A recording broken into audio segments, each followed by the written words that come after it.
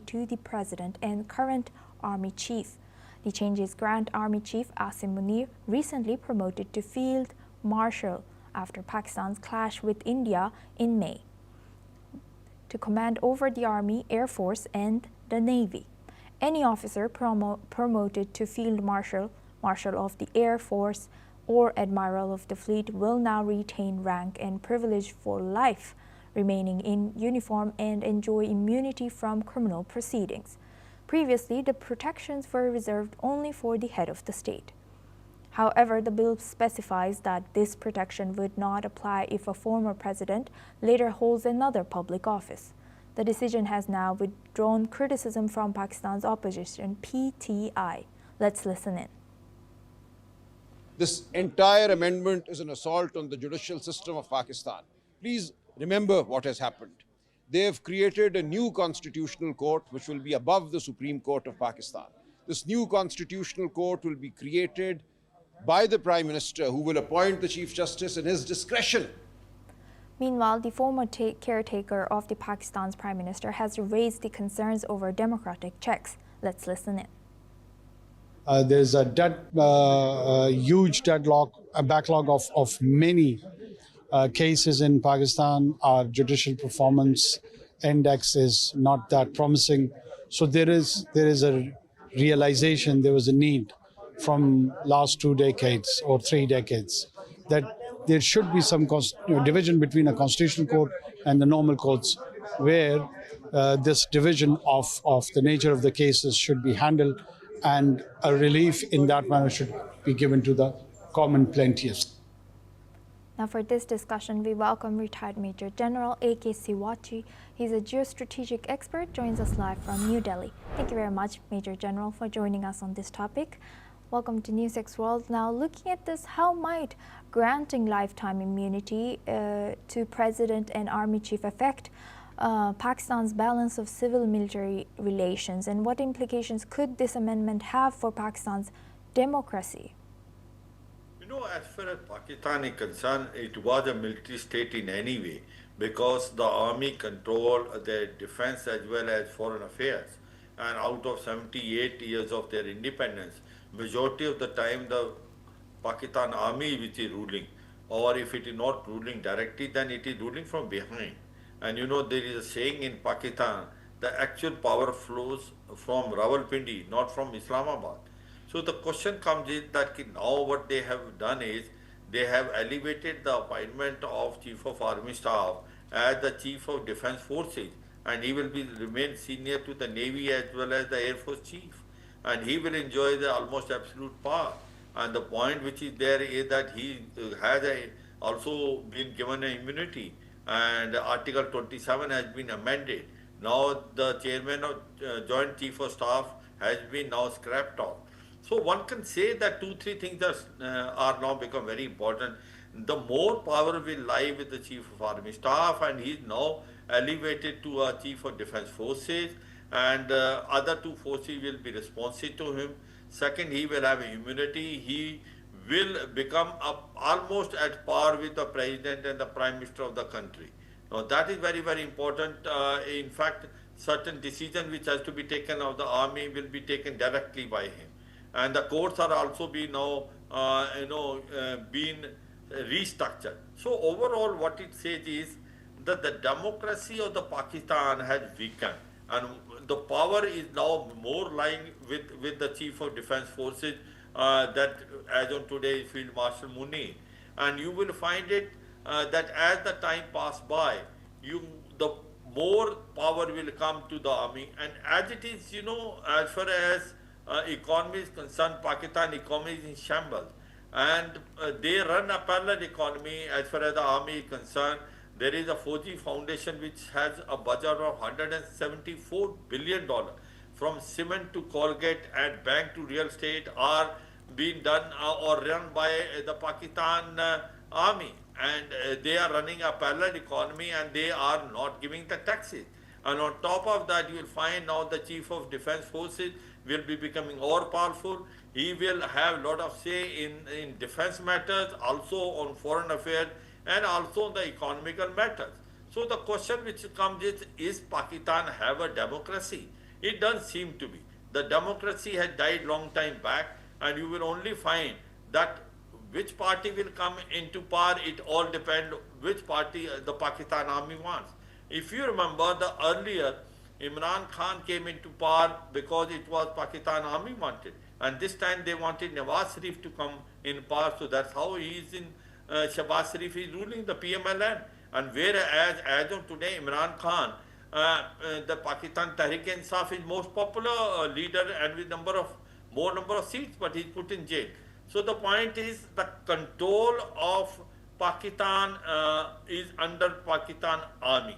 And today Pakistan Army Chief of Defence Forces Munir, General Munir, now Field Marshal Munir has have an absolute power.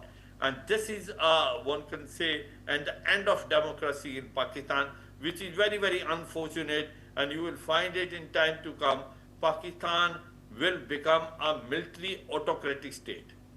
And as you mentioned, Major General, like Pakistan, this is end of democracy for Pakistan. How could these changes influence regional stability and Pakistan's defense posture now? And what does this change mean to India? You know, I don't think it is going to make a tremendous impact as far as the relationship with India is concerned, because Pakistan has a saying in there that they follow hybrid warfare, and their policy of bleeding India with 1,000 cuts will remain, and they use terrorism as a state instrument, and they differentiate between the terrorists as a good terrorist and bad terrorist. The terrorists which they are sending toward India, they call them good terrorists, Lashkar-e-Toba, Jaise Mohammed, and the terrorists which are hitting them, Tehreek-e-Taliban, Pakistan, will call them bad. So therefore there will be no change. They will try to fight against TTP, but they'll keep on sending terrorists to India. But what will happen is that today the Chief of Army Staff, now a Chief of Defence Forces, will become very powerful, and he will become very powerful, so Pakistan army will become bold, and therefore they will do adventurism. They will send more terrorists. So what will happen is the chances of peace between India and Pakistan will reduce tremendously low. That is what is going to happen. In case there could have been a chance of a relationship improving, should the Pakistan stop cross-border terrorism. But if the Chief of Defence Forces enjoy these powers, and then Field Marshal Asim Munir, I don't think there is a chance, because he will keep on supporting terrorists and they will become bold. You will find the relationship deteriorate, and you will find that they will try to do misadventure in Jammu and Kashmir. They are also trying something circular. So the relationship will go downhill, and the chances of a clash will increase, and they will fully make use of terrorism.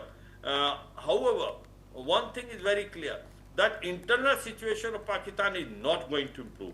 Today there is a political instability, economic crisis, increase in terrorism, having a very poor relation with Taliban government in Afghanistan, not too good relation with Iran because they sent Jaisal other militant group, and not very good relation with India. They are almost on a war type platform. So I'll say, as far as internal situation concerned, it will only go from present to a bad situation. But as far as India is concerned, it is not a good news. The relationship between India and Pakistan will further deteriorate, because Pakistan army will now try to send more terrorists toward India and try to use the terrorist module which has been now unearthed in Delhi, where they were trying to do number of blasts, but they managed to get it one. So the point is, you will find it, this sort of activity will increase, cross-border terrorism will increase, the relationship will go down, and you will find a war type situation prevailing most of the time between India and Pakistan, because Pakistan will not stop sending terrorists.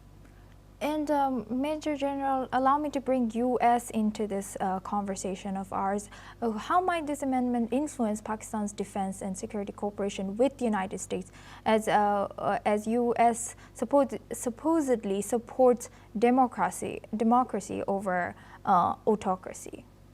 You know, as far as Pakistan is concerned, for America, it is a strategic asset. Pakistan, most of the time, has been ruled by the military. And majority of time when it is ruled by military, that is the time when they have the best of the relation with America. As far as U.S. interest is concerned, it does not make a difference whether it is the army which is now controlling or civil forces. But if it is army controlling, it makes their work easier because army is can be manipulated, and for a dollar they can do anything. So they will like that the power should rest with army because then it become one point contact for a US is concerned. Now why Pakistan is very important for US is because strategic location. They want bases in Pakistan. If they have to keep an eye in Afghanistan, whether it's Al Qaeda or ISIS or against Russia or China, and also against Iran in case if they are full-fledged war, they need bases. Remember when Al-Johari was killed in Kabul, the drones flew from Pakistan itself. So therefore, Pakistan, as far as US is concerned, it will try to make use of Pakistan. They consider it a strategic asset. They will have their bases there. Now cryptocurrency is added on. They will have a business of that. They also the critical minerals. They will try to explore the Pasni Island, which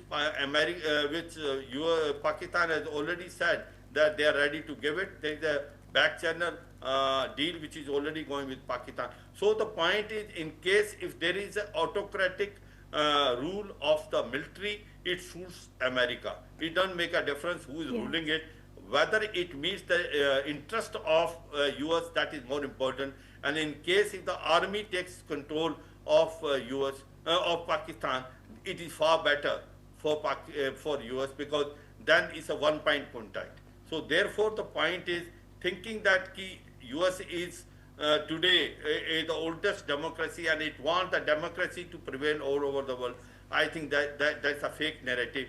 They only look after their own national interest, and for their national interest, they will like the powers to be, have it in one hand, and that is the Pakistan army, which is easy to be manipulated the way the US wants. Major General, please allow me to now bring Afghanistan to in this. How could Pakistan's enhanced military authority and lifetime immunity for its top commanders affect its policy and influence in Afghanistan and its relationship with Afghanistan that is of course ongoing and it's not in good state?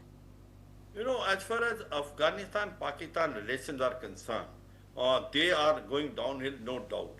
In fact, when on 15th August 2021, when Taliban government came into power in Afghanistan, there was a lot of joyous movement which had taken place in Pakistan.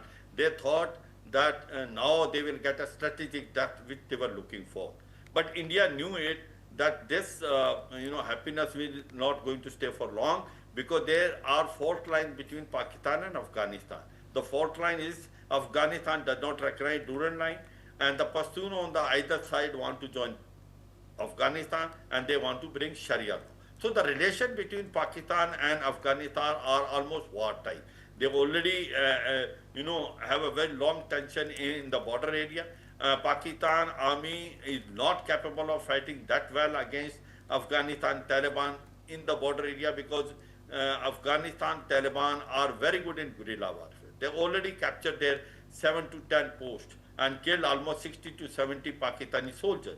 What Afghanistan lacks is air power, whereas Pakistan has a very strong air force. Now the question comes is that by making Munir as the chief of defense forces, is it going to change? I don't think it's going to change much on this relationship. Only thing is that now they will become more bold. They will try to put pressure on Afghanistan. They will try to tell Taliban there that if case you do not take action against the TTP, if you don't allow them, if you allow them to have bases there, then the relationship are not going to be normal. So they will try to put pressure, tell the Afghan Taliban to not allow the TTP to have bases in Afghanistan. But whether they are going to agree, time will only tell. Their point is very clear. We have nothing to do with TTP. If you have any problem with TTP, resolve yourself. We have not given them any basis. So the point which comes is that at present, the relationship is not normal. They try to maintain good relation. The 3 talks which have taken place, first in Qatar, then twice in Turkey, but they have not reached to any conclusion because there is fault line. And Afghan Taliban is not ready to give anything in writing, saying that they will not give any basis to TTP. So therefore, I think the Afghanistan Taliban and Pakistan government will not have good relation in future, and you will find a war type situation prevailing because they have a fault line which cannot be crossed so soon. Right. With that, I would like to thank retired Major General A.K. Siwachi for sharing that insight.